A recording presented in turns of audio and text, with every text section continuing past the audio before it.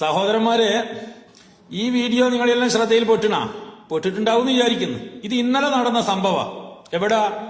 മുണ്ടുകുഴി എന്ന് പറയുന്ന പ്രദേശത്ത് നബിദിന റാലിയിൽ നടന്നൊരു അടിയാണ് നിങ്ങൾ ഇപ്പൊ ഈ കാണുന്നത്. മിനിഞ്ഞാന്ന് നടന്നത് റബീഉൽ അവ്വൽ 12 അന്ന് മോന്തിക്ക് നടന്നത് വടകരക്കടുത്തുള്ള ഒരു പള്ളിയിലേനു അടി, കാളപ്പോര്.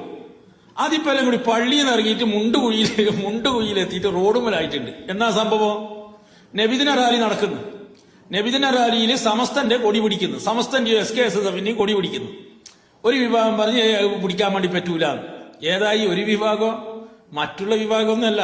AP വിഭാഗക്കാരോ അല്ലെങ്കിൽ സുന്നി വിഭാഗത്തിലെ ഇതര വിഭാഗമോ അല്ലെങ്കിൽ മുജാഹിദുകാരോ ജമാഅത്തുകാരോ മുസ്ലിം, അവര് നബിദിനം ആഘോഷിക്കില്ല. എന്നാൽ ഒരു വലിയ പരിപാടിയാകുമ്പോ അവരെല്ലാം ചിലപ്പം വന്നിട്ട് എന്ന് പറയാൻ സാധ്യതയുണ്ട്. എന്നാൽ അവരൊന്നും അല്ല ഇത്.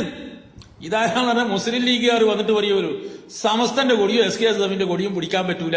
നിങ്ങളൊന്ന് ആലോചിച്ച് നോക്കിയേ, എടി എത്തി കാലഘട്ടം. മുമ്പ് കാലങ്ങളിൽ നമ്മളെല്ലാം നാട്ടുമ്പുറങ്ങളിൽ ഈ പള്ളിയിൽ സമസ്തന്റെ കൊടി അല്ലെങ്കിൽ SKSSF കൊടിയെല്ലാം പിടിച്ചു കഴിഞ്ഞാൽ ഒച്ചപ്പാടുണ്ടാവും. അതാരല്ലോ AP വിഭാഗക്കാരും EK വിഭാഗക്കാരും തമ്മിൽ തർക്കങ്ങളും മുന്നോട്ടുള്ളതെല്ലാം ഉണ്ടാവും. അതിൽ ലാസ്റ്റ് എന്നാ തീരുമാനിക്കുക? സമസ്തന്റെ കൊടി മാത്രം പിടിക്കുക, SKSSF കൊടി പിടിക്കാൻ പാടില്ല എന്നുള്ള രീതിയിലേക്ക് പോകും. സ്വാഭാവികമാണ്. അന്നേരം ഒരുമിച്ച് നിന്നിട്ട് ഈ AP വിഭാഗക്കാരെ നേരിട്ടവരാണ് ഇപ്പൊ അടി ചെയ്യുന്നത്. ഒരു കാര്യം മനസ്സിലാക്കണം, അള്ളാന്റെ ഓരോ കുതിരത്തിങ്ങൾ ചിന്തിച്ചോക്കറ. ഇപ്പൊ ഒരു മഹലിലും AP വിഭാഗക്കാർ ഒരു തുറക്കുമില്ല. അവരെ പള്ളിയുമായി മഹലുമായി എല്ലാം സഹകരിച്ച് നല്ല റാഹത്തോട് കൂടിയിട്ട് എന്ത് ചെയ്യുന്നു, മുന്നോട്ട് പോന്ന്. അന്നേരം അടി ചെയ്യുന്നതാരാ? പണ്ട് ഒരുമിച്ച് നിന്നിട്ട് AP വിഭാഗക്കാരെ ഇല്ലാതെയാക്കാൻ വേണ്ടി ശ്രമിച്ചവരാണ് അടി ചെയ്യുന്നത്. ഇത് അള്ളാന്റെ കുതിരത്ത് തന്നെയല്ലേ? ഇതെല്ലാം കാണാൻ അള്ളാഹ് നമ്മളുടെ ബാക്കി വെച്ചല്ലോ. അതും വലിയ ഭാഗ്യം തന്നെയല്ലേ? അതും നമ്മൾ ചിന്തിക്കണ്ടേ? ഒരു കാര്യങ്ങൾ ഓർമ്മിച്ച് നോക്കറ. ഒരു പ്രദേശത്ത് ഈ സമസ്ത, SKSSF, മുസ്ലിം ലീഗ് ഇതെല്ലാം ഒറ്റൊരു ഗണത്തിൽപ്പെടുന്നൊരു വിഭാഗമാണല്ലോ.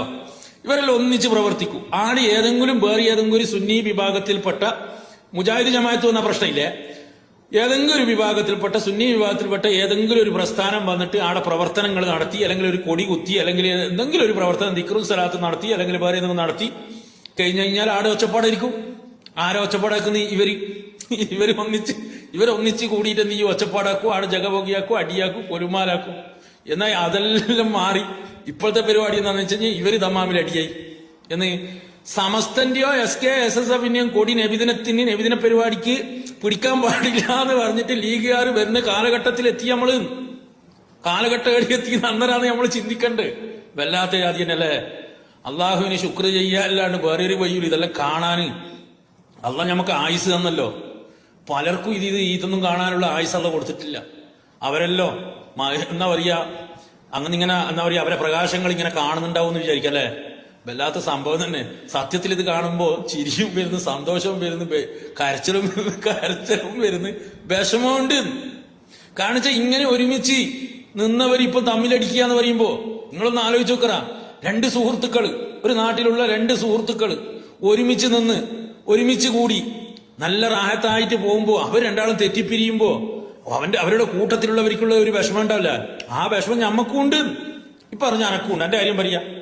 പക്ഷെ ലീഗുകാർക്ക് ഞാൻ ബാക്കി പറയുന്നില്ല. വല്ലാത്തൊരു അവസ്ഥ തന്നെ.